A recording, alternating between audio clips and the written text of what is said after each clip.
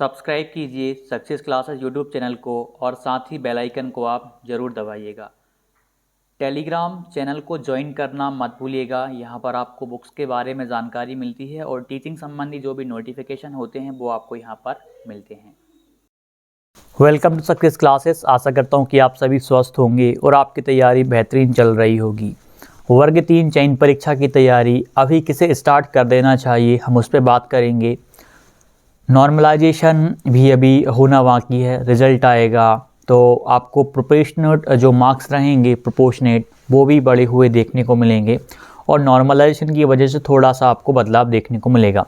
यानी आपका computer screen पर जो स्कोर था उससे ज़्यादा आपका स्कोर आने की संभावना इस वजह से है कि आपने खुद अपनी शिफ्ट में ऑब्जर्व किया हुआ होगा कि कुछ प्रश्न गलत प्रिंट हो जाते हैं, गलत टाइप हो जाते हैं। आपने मैथ में भी देखा होगा, अदर सब्जेक्ट में भी आपने ऑब्जर्व किया होगा, जितने गलत हो जाते हैं।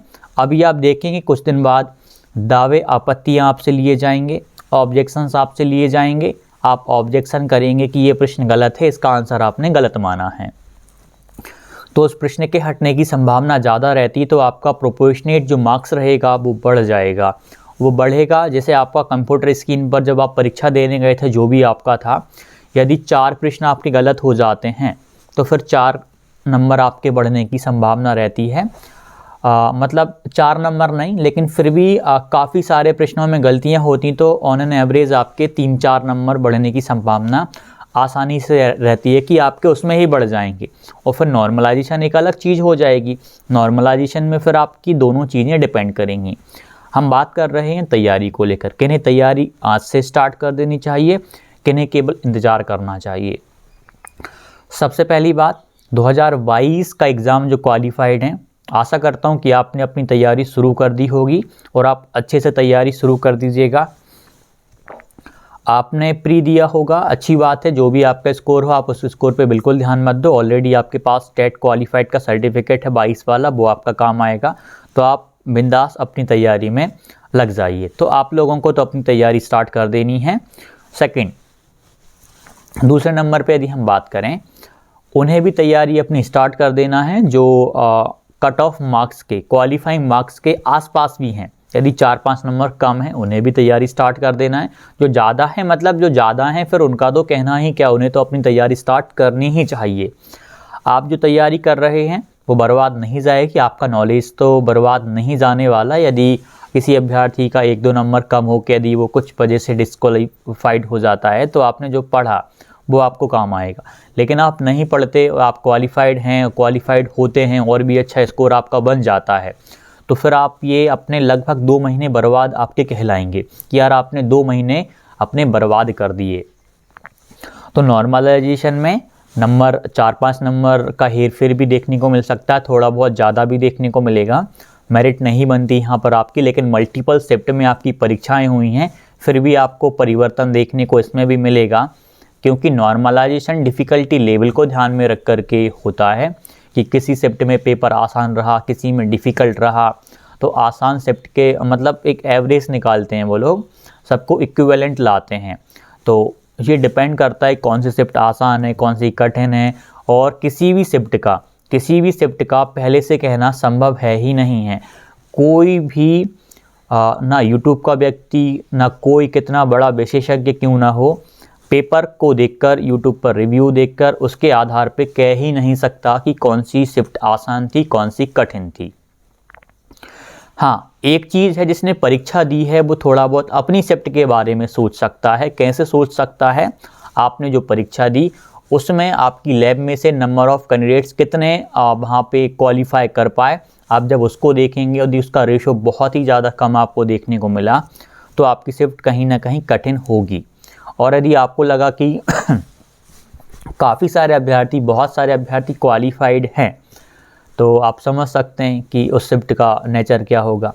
और इसमें एक चीज़ ये है कि जो अभ्यर्थी अभी से तैयारी कर रहे हैं, मतलब ये मान लीजिएगा आपका स्कोर जो भी रहा हो, आप का स्कोर कम हो, ओनली क्वालिफाइड वाली कैटेगरी में आ रहे हों, तब भी आपको अच्छी मेहनत करनी पड़ेगी। टाइम आपको मिल रहा है तैयारी करने के लिए अच्छा खासा, लेकिन उस टाइम को बहुत ही ईमानदारी के साथ में, पूरी निष्ठा के साथ आपको देना पड़ेगा, तभी जाके यहाँ पर सिलेक्शन होगा। 2022 की परीक्षा क्वालिफाइड अभ्यर्थी जब आप प्री की तैयारी कर रहे थे, तब वो कहीं ना कहीं चयन की तैयारी में अप्रत्यक्ष रूप से लग गए थे, और अब वो प्रत्यक्ष रूप से और तैयारी में लग गए।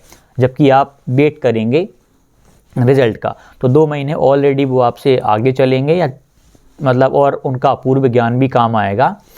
तो वो भी अच्छे लेवल पे जाकर तैयारी सवार करेंगे, क्योंकि पिछली बार जो उन्होंने छोटी छोटी गलतियां करी, कुछ कम मार्क्स की वजह से रह गए, कुछ अभ्यर्थी पॉइंट की वजह से सिलेक्शन नहीं ले पाए, कुछ अभ्यर्थियों के साथ नॉर्मलाइजेशन की वजह से सिलेक्शन नहीं हो पाया। तो वो भी पूरी मेहनत करेंगे कि इस बार हमारा स्कोर ही इतना आ जाए कि यदि नॉर्मलाइजेशन में हमारा 5-10 नंबर का यदि हेर फेर भी होता है तब भी हमारा सिलेक्शन हो। मतलब आपको ये सोच करके तैयारी करना है कि मुझे कट ऑफ मार्क्स जो भी रहने वाला हो उससे अच्छा स्कोर ही करना है, नॉर्मलाइजेशन हो तो मुझे मेरे सिलेक्शन को प्रभावित ना करे। यह सोचकर आपको तैयारी करनी पड़ेगी। इस लेवल पे जाके आपको कंटेंट को कवर करना पड़ेगा। और एक और चीज़ मैं फिर से आपको बता दूं, सेल्फ स्टडी से बड़ी चीज़ कोई है ही नहीं है।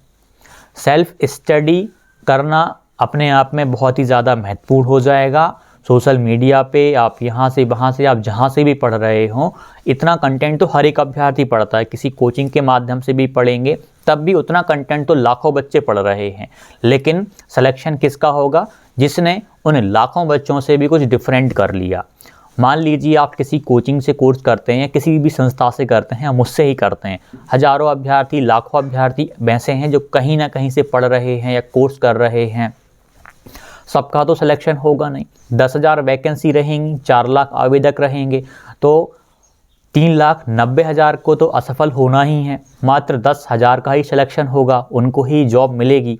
तो आप खुद सोचिएगा। और 4 लाख में से कम 2 लाख अभ्यर्थी कहीं ना कहीं मतलब 2 लाख नहीं, मैं यदि कम से कम बोल दूँ, मिनिमम 1 लाख अभ्यर्थी तो प्रत्यक्ष अप्रत्यक्ष रूप से अच्छे लेवल पे तैयारी कर रहे होंगे। उनमें से लाखों अभ्यर्थी कोचिंग भी कर रहे होंगे। क्या सारे कोचिंग करने वालों का सिलेक्शन हो जाएगा? आप खुद बताइए। सारे कोचिंग करने वालों का नहीं होगा, मात्र 10,000 का सिलेक्शन होगा। तो आपको 10,000 में कैसे आना है, उसके लिए आपको सेल्फ स्टडी पे ज़्यादा फोकस करना पड़ेगा। यदि मैं NCERT कह रहा हूँ तो आपको NCERT करनी पड़ेगी। यदि मैं आपसे टेस्ट के बारे में कह रहा हूँ तो आपको बहुत सारे मॉक टेस्ट का अभ्यास करना पड़ेगा, तब जाके सिलेक्शन होगा। और मॉक टेस्ट एक ऐसी मतलब उबाऊ तरीका हम कहेंगे, एक परेशान करने वाला होता है अभ्यर्थी को। बहुत सारे अभ्यर्थियों को बहुत बोरिंग फील होता है, लेकिन वो बोरिंग फील आपको सिलेक्शन दिलवाती है। यह भी तो एक चीज़ है। और बाकी सारे अभ्यर्थी उस चीज़ को स्किप कर देते हैं, केवल कोर्स करने में लगे रहते हैं कि यार कोर्स होगा फिर मैं टेस्ट लगाऊंगा 1 महीने पहले परीक्षा से। तो वो अभ्यर्थी भी बहुत बड़ी मूर्खता करते हैं। उन्होंने कभी परीक्षा के नेचर को समझने की कोशिश ही नहीं करी, पेपर के अलग अलग लेवल को कभी चखा ही नहीं। तो किस प्रकार से फिर वो परीक्षा में सफल हो पाएंगे? एक बार परीक्षा दे के आएंगे और उसमें ही कम स्कोर आएगा तो निराशा हाथ लगेगी। तो आप खुद सोचिएगा कि करना क्या है।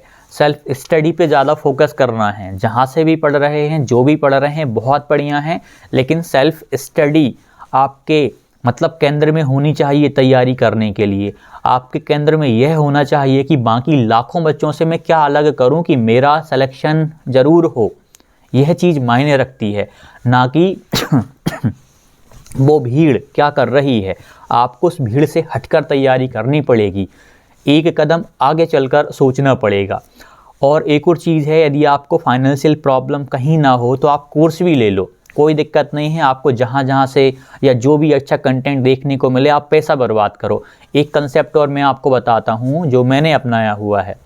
यदि आपकी सरकारी नौकरी लगने वाली हो और आपसे कोई कहे कि आप 10,000 15,000 बुक्स पे, कोर्सेज पे या पढ़ने पे आप खर्च कर लो, या रजिस्टर पे आप खर्च कर लो 10,000 रुपये मात्र, आपका सिलेक्शन हो जाएगा, तो क्या आप नहीं करेंगे? निश्चित तौर पे आप करेंगे। बुक्स को आप लाएंगे, पढ़ेंगे, बार बार पढ़ेंगे, फिर आप देखिए आपका सिलेक्शन बाकी दुनिया से कैसे नहीं होता। कुछ बुक्स ऐसी रहती हैं, अभ्यर्थी लेकर आ जाता है, 1 महीने पहले पढ़ता है और कहता है कि इस पुस्तक से तो एक भी प्रश्न देखने को नहीं मिला। भाई ऐसे अभ्यर्थी भी होते हैं तैयारी करने वाले, उनका कभी सिलेक्शन नहीं होता। कभी भी किसी भी कोर्स से प्रश्न नहीं फंसता, कभी भी किसी मॉक टेस्ट से प्रश्न नहीं फंसता, कभी भी किसी भी पुस्तक से प्रश्न नहीं आता सीधा, लेकिन अप्रत्यक्ष रूप से आता सब इनमें से ही, इनके अलावा भी कहीं नहीं आता। डायरेक्ट आपको देखने को मिले अथवा ना मिले, लेकिन इन पुस्तक आपने पढ़ी, कोर्स आपने देखा, आपने टेस्ट आपने लगाए, पूरा का पूरा 100 नंबर का पेपर आपको यहीं से देखने को मिलेगा। 100 तो मैंने ज़्यादा कह दिया, लगभग आपको 90 नंबर का पेपर तो यहीं देखने को मिल जाएगा। 90 नंबर का यदि इतना भी कंटेंट कर लिया तो आपको तो आप मतलब रैंक मतलब टॉप 10 में आने से फिर कौन रोक पाएगा आपको। लेकिन मेन चीज़ ये है कि आपको जहाँ पैसा खर्च करना है आप वहाँ पर करिए भी। ऐसा नहीं कि कोचिंग नहीं करना, यदि मन है कोचिंग करिए, कंसेप्ट मजबूत करने के लिए आप बिंदास कर सकते हैं। नोट्स लेना है किसी के, नोट्स ले सकते हो, बुक्स लेनी है बुक्स ले सकते हो, टेस्ट लेना है टेस्ट ले सकते हो। ये आपके ऊपर डिपेंड करता है कि मतलब ये चीज़ मान के चलो कि बाद में आपको अफसोस ना हो कि यार मैं थोड़ा सा यह और कर लेता तो शायद मेरा सिलेक्शन हो जाता, जो 1-2 नंबर की वजह से रह गया है। तो बाद में यह अफसोस ना हो, इसके लिए आप जो कर सकते हो वो सब करो। गवर्नमेंट जॉब लेना है, उसके लिए जो भी संभावनाएं हैं, जो भी काबिलियत हैं आप कर सकते हो, योग्यताएं हैं वो आपको करना है, आपका सिलेक्शन होगा। और सेल्फ स्टडी आपके केंद्र में होनी चाहिए। जो भी आप करो, लेकिन सेल्फ स्टडी के बाद में अभ्यास अभ्यास अभ्यास। मॉक टेस्ट जितने हों उतने आपको लगा लेने हैं। फिर आप देखिएगा आपका सिलेक्शन यदि कोई रोके तो आप मुझसे कहना, आपका सिलेक्शन कोई नहीं रोकने वाला है। आशा करता हूँ मेरी बातों को, गंभीर बातों को आप समझे होंगे। कैसे तैयारी करना है, क्या करना है, किनको अभी स्टार्ट कर देना है। रिज़ल्ट आपका जब भी आना है आ जाएगा, लेकिन अभी आप बिंदास अच्छे से तैयारी करिए। आपका सिलेक्शन ना हो तब आप मुझसे कहना। धन्यवाद। और एक और चीज़, उससे धन्यवाद के बाद भी, कि काफ़ी सारे अभ्यर्थी में इतनी गजब तरीके बताता हूँ, फिर भी काफ़ी अभ्यर्थी चैनल को सब्सक्राइब नहीं करते, जो कि सही नहीं है। मतलब मैंने जो चीज़ दी है उसकी अहमियत या तो ना के बराबर है आपके लिए, या आप उस चीज़ को एक सपोर्ट भी नहीं करते। तो चलिए वो आपकी बात है, लेकिन आपको कहीं ना कहीं मुझे ऐसा लगता है कि आपको सपोर्ट करना चाहिए। आप चैनल को सब्सक्राइब करिए, वीडियो को लाइक करिएगा और आप दूसरे ग्रुप में साझा भी करिएगा। धन्यवाद। जाते जाते चैनल को सब्सक्राइब कर लीजिए और बेल आइकन को दबाइए, और टेलीग्राम चैनल को ज्वाइन करना मत भूलिएगा। टेलीग्राम चैनल का नाम है सक्सेस क्लासेस बाय अमित धाकड़।